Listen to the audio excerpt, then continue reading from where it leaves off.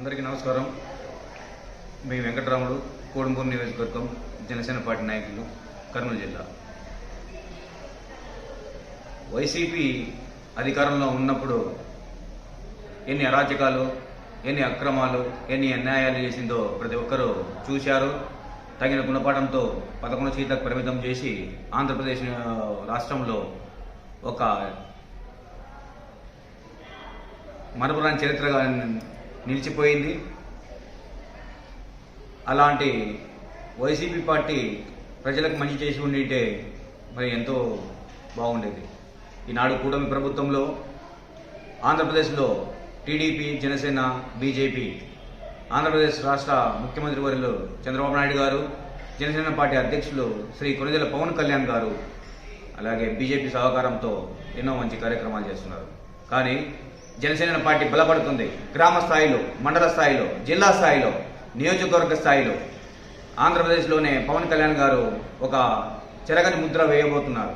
అలానే దేశంలో కూడా ఒక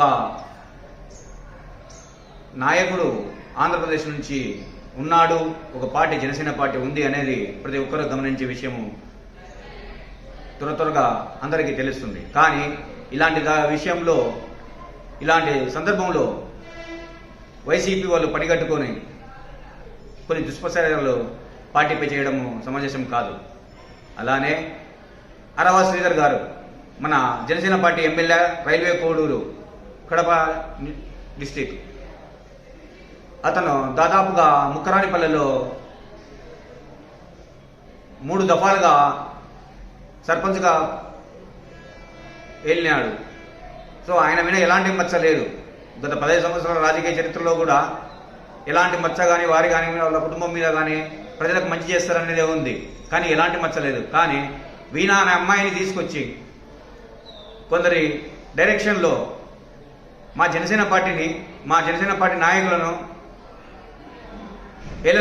ఏలన చేసి అవమానించాలనే ఉద్దేశంతో వీణా అనే అమ్మాయితో కొన్ని వీడియోలు అన్ని రిలీజ్ చేసి సోషల్ మీడియాలో, ఎలక్ట్రానిక్ మీడియాలో హైలైట్ చేస్తున్నారు. నిజంగా శ్రీలు అన్న, శ్రీ తత్వం అన్న మా జనసేన పార్టీలో ఎంతో గౌరవిస్తాం. కానీ శ్రీకి అన్యాయం జరిగితే న్యాయం జరగాల. కానీ ఇది నిజంగా బోగస్గా ఉంటే మాత్రము అది ఏదైనా విచారణలో తేలుతుంది. విచారణలో తేలిన తర్వాతనే మనము తప్పుల గురించి మాట్లాడాలి. కానీ మన కొంతమంది పని కట్టుకొని జనసేన పార్టీ నాయకుడు మరియు